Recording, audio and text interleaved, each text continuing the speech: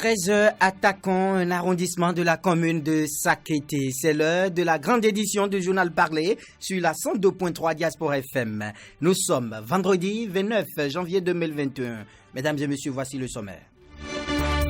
Les cas de contagion accroissent dangereusement au Bénin. Dans un nouveau rapport publié ce 28 janvier par l'Organisation mondiale de la santé OMS, plus de 100 cas ont été testés positifs au Bénin ces derniers jours en ce qui concerne Covid-19. Démarrée le 12 janvier dernier, l'opération de retrait des fiches de parrainage devait prendre fin le 31 janvier prochain. Mais ce jeudi 28 janvier, tous les élus ont satisfait à cette obligation du code électoral. Sport, 34 clubs de Ligue 1 et 2 vont prendre part au championnat national d'élite du football béninois, saison 2020-2021 qui démarre demain, samedi, sur toute l'étendue du territoire national, après 10 mois de suspension due au Covid-19. Voilà l'essentiel à développer dans cette édition. D'autres sujets vont meubler ce journal. On se retrouve juste après cette virgule. Aristide Séthié. Bienvenue à tous et à toutes et merci d'avoir choisi Diaspora FM pour vous informer. Santé, dans cette édition, l'Organisation mondiale de la santé OMS a indiqué dans un rapport actualisé ce jeudi 28 janvier 2021 que 143 nouveaux cas ont été enregistrés à la date du 27 janvier au Bénin, ce qui porte le nombre total de cas positifs à 3786 cas confirmés de Covid-19. Comparativement au bilan présenté à la date du 20 janvier sur le site du gouvernement, 3643, il est remarqué 143 nouveaux cas testés positifs ces derniers jours. Fort heureusement, le nombre de décès n'augmente pas. Il demeure 48. Seulement, les cas actifs vont crescendo et il y a lieu de renforcer l'observance des mesures barrières. Le président de la République, Patrice Talon, a échangé ce 27 janvier avec une délégation de la Banque ouest-africaine de développement. Conduite par son président, Serge Ekoué, les échanges avec le président Patrice Talon ont porté sur plusieurs sujets. Il s'agit notamment du renforcement des fonds propres de la banque, le financement du secteur privé et le financement du développement en Afrique de l'Ouest. Écoutons un extrait de ses impressions au thème des échanges. Serge Ekoué. Nous avons évoqué quatre grands sujets. Le premier, je me suis permis de lui présenter mes condoléances en la qualité de président de la BOAD à titre plus personnel, suite au décès survenu hier de son directeur de cabinet. Je comprends que le président de la République et son directeur de cabinet avaient des relations proches. Il était donc important que je présente les condoléances au chef de l'État. Le deuxième point, je remercier le chef de l'État d'avoir présenté ma candidature, de l'avoir soutenue, candidature à la tête de la Banque ouest-africaine de développement et d'avoir pu convaincre la conférence des chefs d'État et le président de la conférence des chefs d'État de l'intérêt de ma candidature. Je l'ai donc remercié, c'était important. Nous avons ensuite discuté des modes de financement du développement, le sujet du renforcement des fonds propres de la Banque ouest-africaine de développement, qui est notre sujet clé. C'est le sujet majeur, principal. Il est important que la Banque ouest-africaine de développement soit mieux dotée en fonds propres et une colonne vertébrale plus solide, ce qui nous permettra de pouvoir aller lever des ressources beaucoup plus importantes sur les marchés financiers.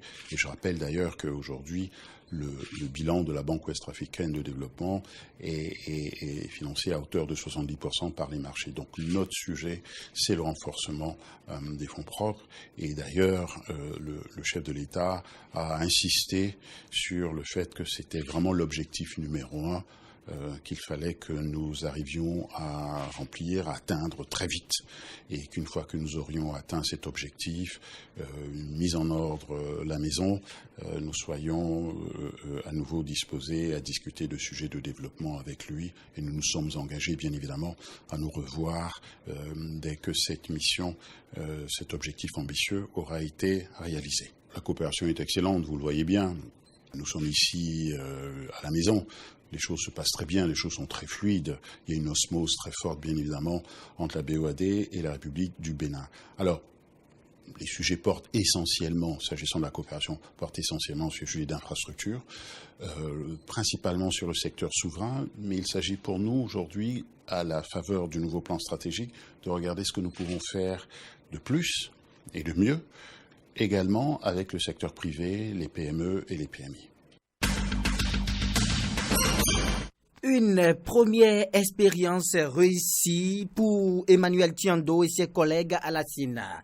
Les 159 élus, maires et députés sont désormais en possession de leur fiche de parrainage. Depuis le mardi 12 janvier, date de démarrage de l'opération, les élus défilaient entre 9h et 16h tous les jours ouvrables pour se faire enregistrer. Il fallait les voir remplir les formalités pour se rendre compte de leur engouement, répondre à cette exigence républicaine. Le dernier maire, celui de Sinandé, est allé retirer ce jeudi matin sa fiche de parrainage. Élu sur la liste des forces Cori pour un Bénin émergent FCBE, il vient ainsi de faire d'une pierre deux coups, car il devrait participer à la validation du duo présidentiel de son parti ce même jeudi à Cotonou. Après la dernière phase d'actualisation, le président du COS-LEPI et le régisseur général de l'ANT ont procédé ce mercredi à la remise officielle des listes électorales au maire de Comé, Jonas Bouchi.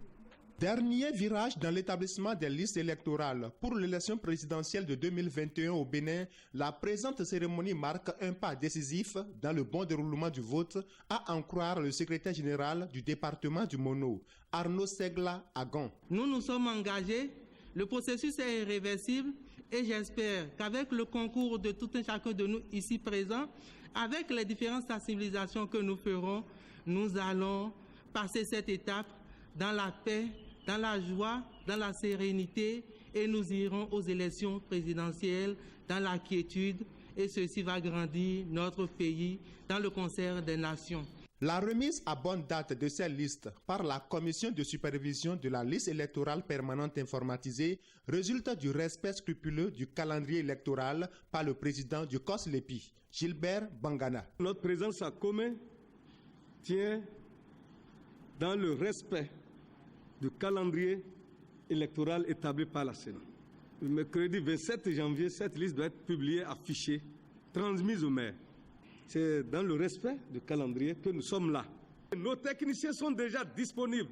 Aussitôt à la fin de cette cérémonie, la même cérémonie aura lieu dans toutes les communes pour transmettre aux autres maires la liste pour le processus d'affichage. Cette cérémonie n'est pas à confondre à une nouvelle actualisation. Elle obéit aux dispositions de l'article 217 de la loi 2018-31 du 3 septembre 2018 portant code électoral en République du Bénin. Bonaventure Gagnon, superviseur général de l'Agence nationale de traitement des listes électorales. Au vu des fiches d'inscription, de radiation, de modification et des décisions du Conseil d'orientation et de supervision, de la Cour constitutionnelle ou des juridictions compétentes, le régisseur général procède à l'actualisation du fichier électoral national. Les maires reçoivent du régisseur général copie des extraits de listes électorales par centre de vote et par poste de vote. Procès verbal de cette réception est fait et transmis au régisseur général.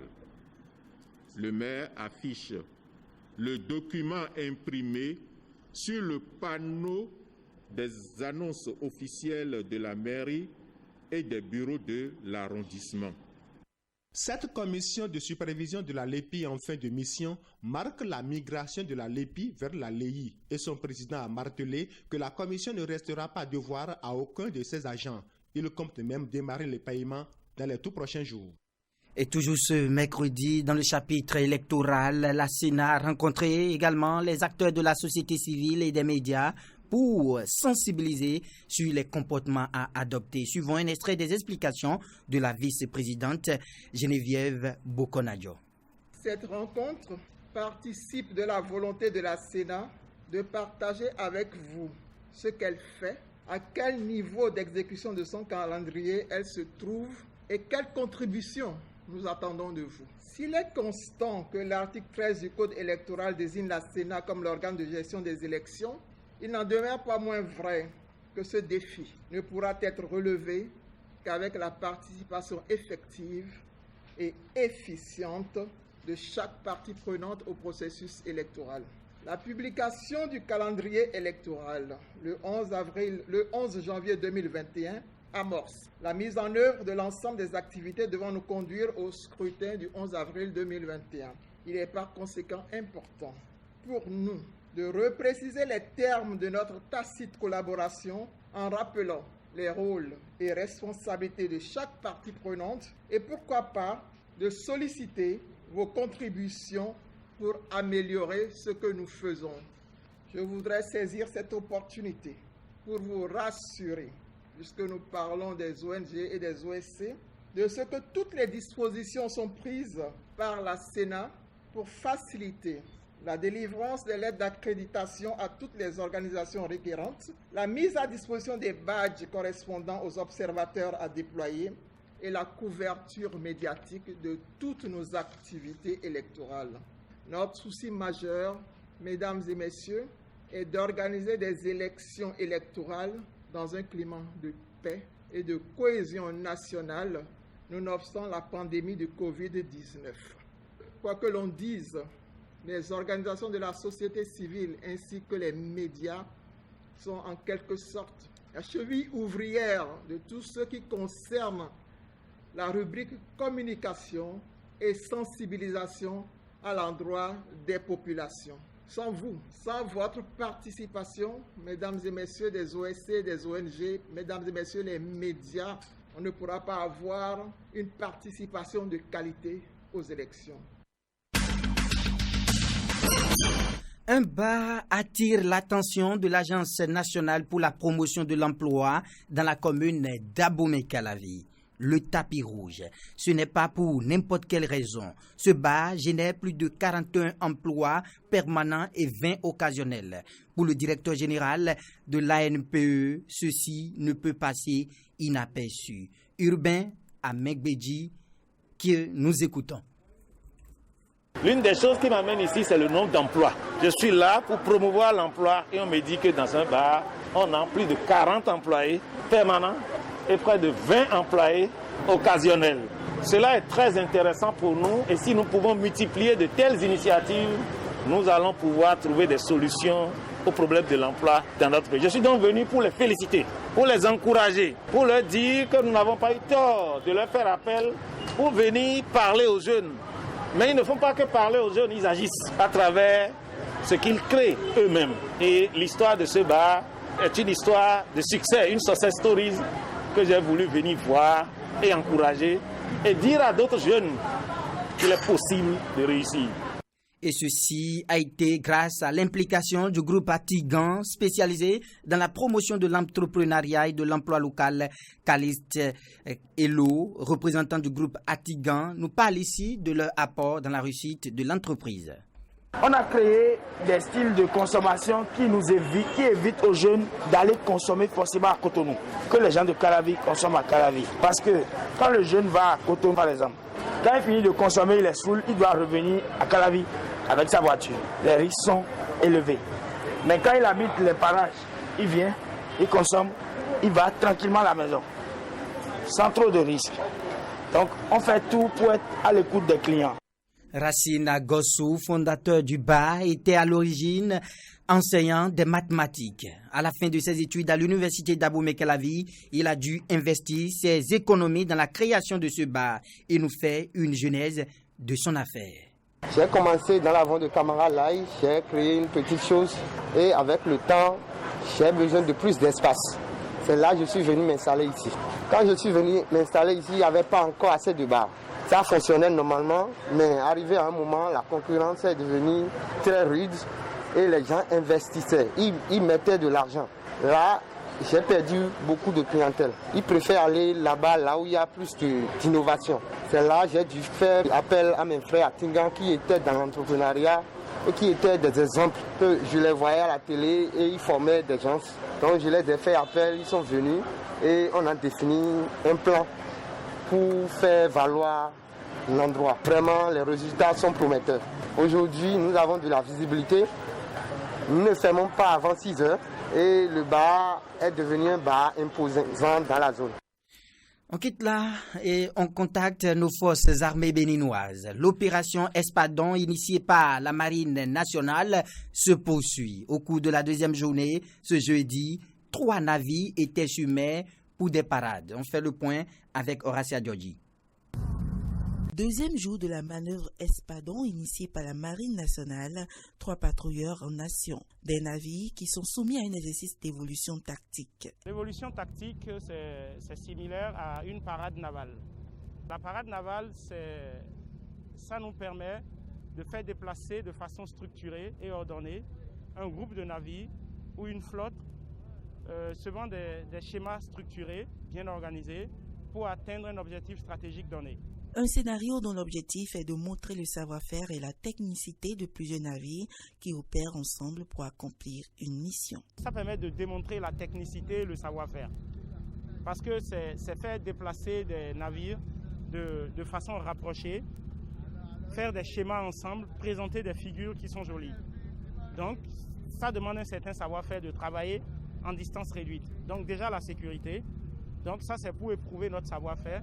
Éprouver nous-mêmes nos capacités à manœuvrer en proximité, en toute sûreté, et nos capacités à travailler de façon synchronisée. Cette manœuvre prend fin ce vendredi par un exercice de sécurisation des plateformes pétrolières en mer.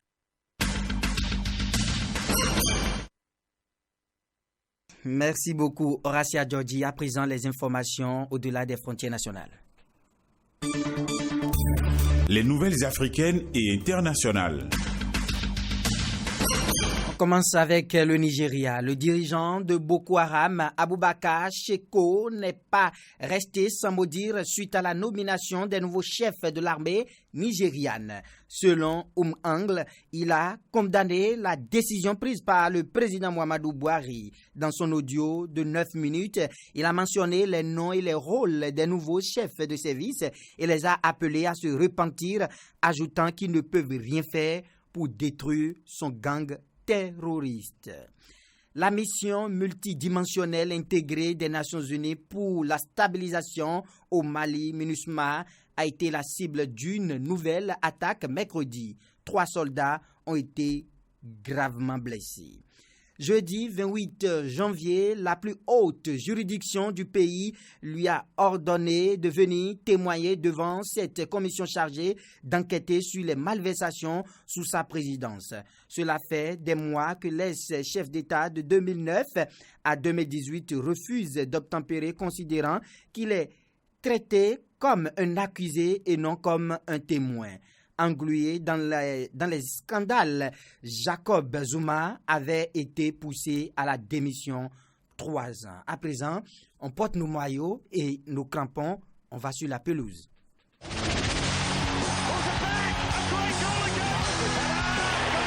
Tout le sport.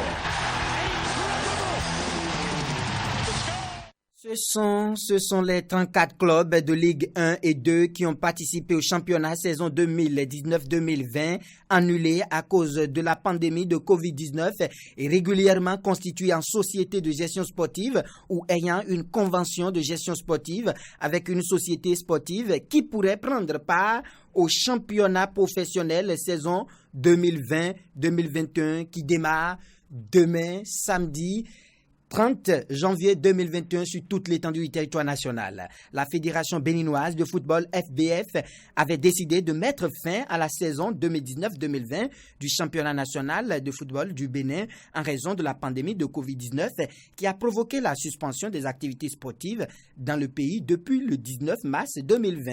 Ainsi, le 23 décembre dernier, le gouvernement béninois, au regard de la faible évolution de la pandémie, avait autorisé la reprise des activités sportives et culturelles. Cette fois-ci, nous allons suivre maintenant un duplex de notre correspondant pigiste par rapport au championnat qui démarre demain sur toute l'étendue du territoire national, samedi 30 janvier 2021. On suit. La toute première réaction a été celle du nouveau président de Beke FC. Alirou Alizato a affirmé que le ministère des Sports a allégé cette fois-ci la tâche au club puisque la première phase du championnat va se dérouler par zone. Dans le rang des joueurs, on note une grande satisfaction depuis l'annonce de la reprise du championnat national pour diverses raisons. D'abord, ils vont gagner à nouveau leur pain quotidien et puisque la commune de Bembereke bénéficie du projet de rénovation des stades omnisports, le capitaine de Beke FC s'en est réjoui au même titre que les amateurs de football que nous avons rencontrés. La pandémie de Covid-19 n'a pas pour autant freiné les séances d'entraînement. Certains joueurs continuent de travailler leurs muscles par de petits exercices physiques. Pour les amoureux du sport de Bembereke, les attentes sont grandes. Ils promettent de soutenir massivement leur club afin de sortir victorieux dès le premier tour de la phase de zone avec la nouvelle formule. Sont en lice pour ce championnat national dans la zone nord, 9 clubs à savoir l'AS Takouné, Dynamo de Parakou, les Buffs du Borgou, les Panthères de Djougou, Real Sport, Taneka, Dynamique, l'US Cavalier et Beke FC. Razak Laïsi, à Bembereke pour Diaspora FM. Et c'est bien sûr Abdul Razak Laïsi, notre correspondant pigiste depuis Bembereke, qui nous rappelait la date du 30 janvier 2021. C'est la date officielle retenue par la Fédération béninoise de football pour la reprise du championnat national de football. Dans les départements, les clubs en lice se réjouissent de la décision. Mesdames et messieurs, c'est la fin de cette édition. Merci infiniment de l'avoir suivi. Mise en nom de Gaëtan Akpasso, supervision technique Didier Guédou, présentation Aristide Setti. Mais avant de partir, retenez cette belle pensée de Fred Abadi Gaspin Martin. Je cite: le respect et l'amour pour une femme, c'est 365 jours par an. Le respect et l'amour pour une femme, c'est 365 jours par an. Je rappelle une dernière fois parce que Didier Guédou est touché. Le respect et l'amour pour une femme, c'est 365 jours par an. Bon début de week-end à tous et à toutes.